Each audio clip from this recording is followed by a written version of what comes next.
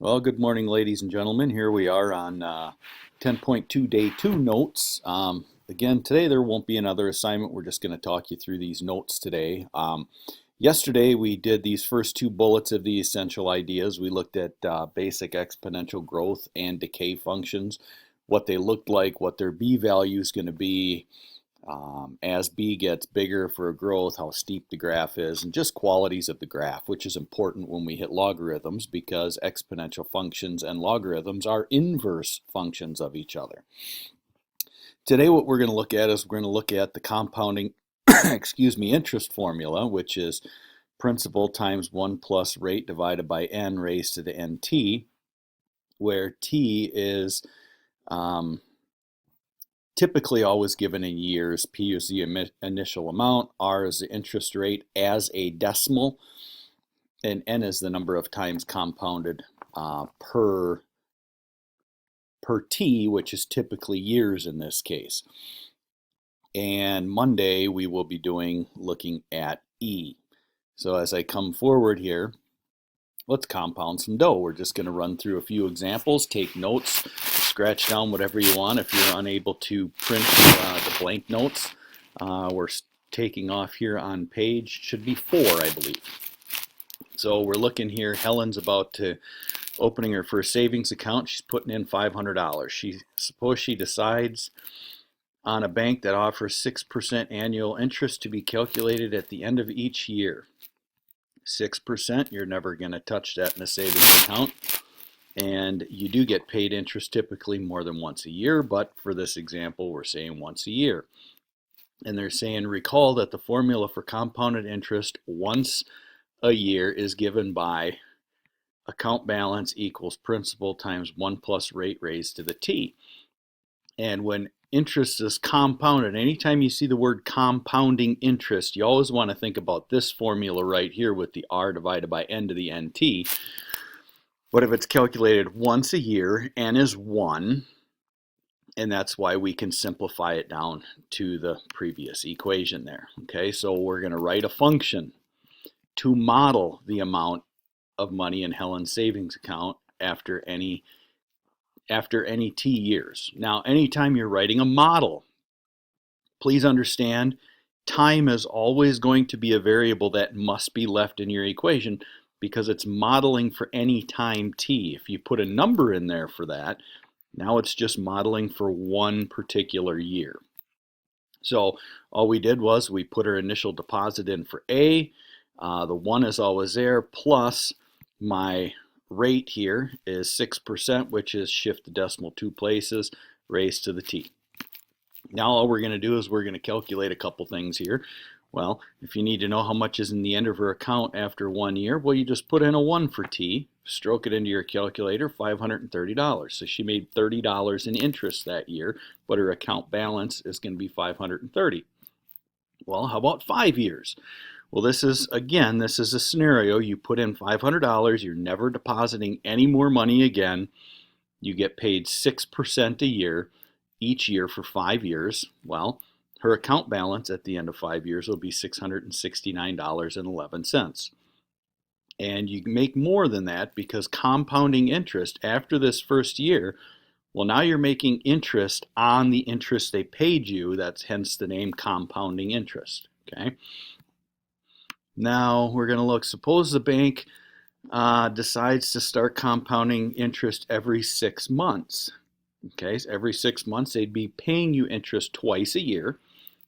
If they still are going to offer 6% a year, how much are they going to pay you every 6 months? Well, if they're only going to pay you a total of 6% a year, that means the first 6 months they're going to pay you 3%, and the second 6 months they're going to pay you another 3%. And if you add both of those together, you're going to total 6% for the year. So once you're compounding every 6 months, you're paid interest twice a year, so you get paid interest at 3% each time they pay you, but they're paying you twice a year for your total of 6%. So we have 3 examples here, okay? And John, Betsy, Joe, and Lizzie were each asked to calculate the amount of money Helen would have in her savings account at the end of each year if interest was compounded twice a year. Who's correct? Explain your reasoning. Well, hopefully as you look at these numbers, it's pretty simple to see. John and Betsy Joe here came out with the exact same amount, and they must be right. They used two different techniques, and Lizzie all of a sudden, 1,030, that seems a little bit much. Well, John and Betsy Joe, yep, they are correct. What John did is he took the initial deposit, $500, and paid himself the 3% for the first 6 months. And then after the first 6 months, his balance was $515.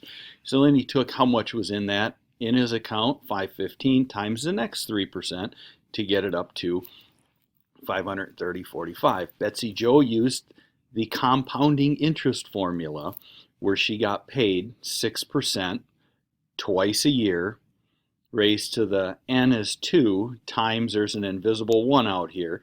So if you think about that, if you're seeing how much is in at the end of the year, this compounding interest, this exponent, once you multiply n times t, it's always going to reflect how many times you were paid interest over the whole amount of time that you were in there. What Lizzie did first is she calculated interest for the first 6 months, which was fine, but then she doubled it. And you never made another $500 deposit in there, so you can't think you're going to make that much. So obviously, if you're only making 6%, there's no way that your money is going to double. So what she did is she calculated 6 months correctly, but then she doubled the amount rather than compounding the amount, as Betsy Joe did here. And now we're going to use Betsy Joe's technique to calculate the amount Helen would have in her savings account at the end of 1 year if interest was compounded 4 times, and they don't say 4 times, we would say compounded quarterly. There are 4 quarters in a dollar, 4 quarters in a year, so that means n is 4. Only difference is now you're paid interest for that whole year, you're paid interest 4 times. So if I take 1 plus 0.06 divided by 4, raised to the 4 times 1, well, she'll have $530.68 in her account. Notice it's a little bit more than when she was paid interest twice a year because, like I said, you're compounding interest. You're making money on the money that they paid you. Okay. Now we're going to look down here. What would you change in your equation in problem 6 to calculate how much Helen would have in her savings account if she kept the money in her savings account for 10 years and it was compounded quarterly? Well, think about this.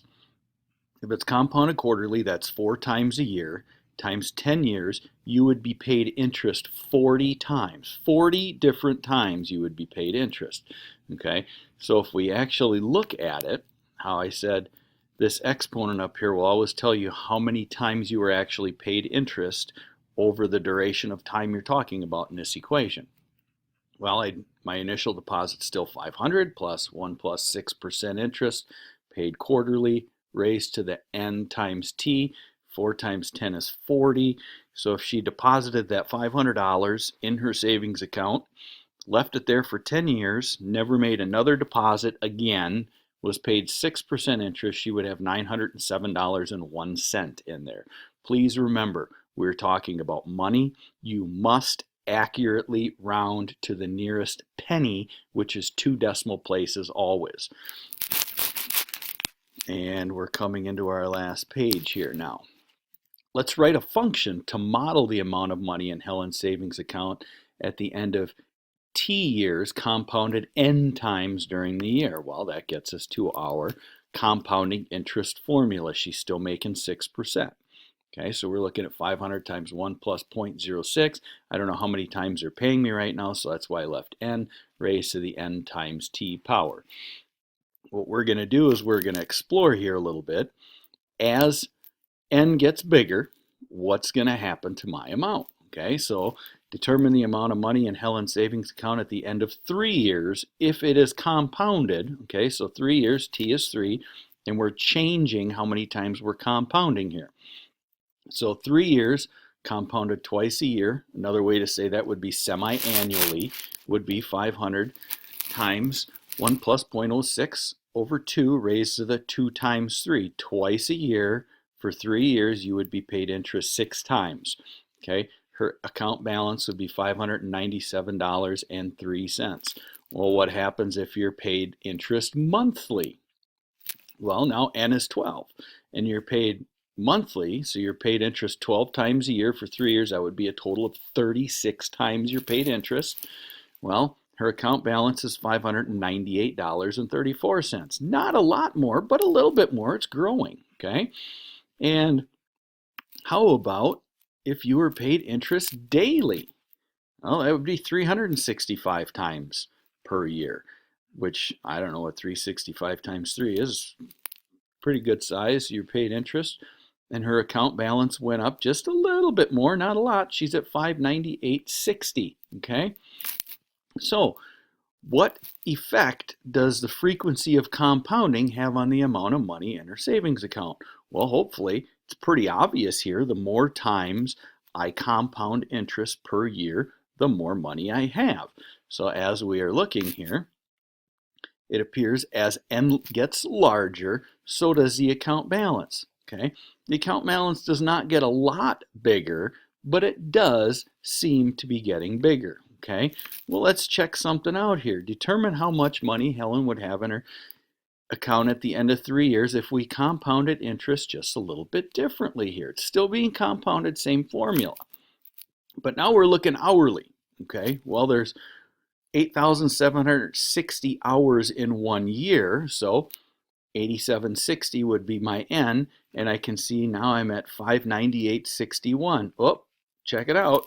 It still grew. Not much, but it grew a little bit. Well, what happens if I go every minute?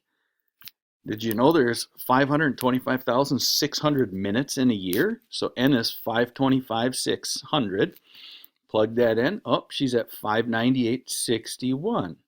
Well, that doesn't seem right. I'm compounding interest a lot more than I did here, but I didn't gain any more money. That's kind of strange. Well, how many seconds are in a year? 31,536,000 seconds in a year. That makes my N 31,536,000. And if I compounded interest that many times, I would have at the end of 3 years 598.61. Check it out.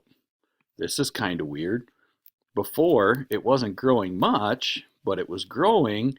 And then I get to a certain point and it just becomes stagnant. Now, if I held these decimals out past the 1, these decimals will be growing just a hint, not much. But compare the answers from part C. Any surprises? Well, originally the first time I ever did this, yeah, it did surprise me because I expected these to continually go up when I was back in your shoes. But it seems when N gets very large, the balance just kind of stops growing at one point here when I'm rounding my decimals up and nothing really seems to be going too much more. This is going to introduce us in on Monday. This is going to bring us into E, or continuously compounding functions. But this is all we have for today.